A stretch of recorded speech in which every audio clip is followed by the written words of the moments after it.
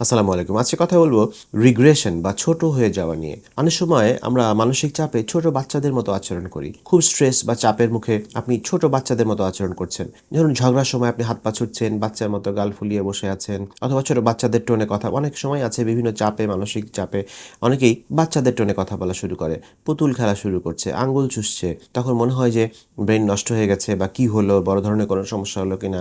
এটাকে বলা হয় রিগ্রেশন। ব্রেইন যখন বর্তমান সময়ে চাপ নিতে পারে না, তখন সে অতীতে চলে যায়। অতীতে চলে গিয়ে নিরাপত্তা খোঁজে তখন। এটা এক ধরনের মানসিক সমস্যা, ডিসোসিয়েশন বা কনভার্সন ডিসঅর্ডার এরকম হয়। এটা ব্রেনের একটা ডিফেন্স মেকানিজম। কিন্তু এই ডিফেন্স মেকানিজম সাময়িক সময়ের জন্য তার চাপ থেকে সে দূরে থাকতে পারে।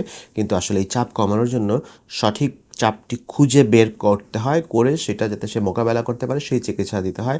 সেইটা তখন আমরা সেটাকে বলি কাউন্সেলিং বা সাইকোথেরাপি। সেটির মাধ্যমে এই রিগ্রেসিভ বিহেভিয়ার থেকে আমরা মুক্তি পেতে পারি বা কনভার্সন ডিসঅর্ডার থেকে রোগীকে বের করে নিয়ে আসতে পারি। ভালো থাকবেন, সবার জন্য অনেক ধন্যবাদ।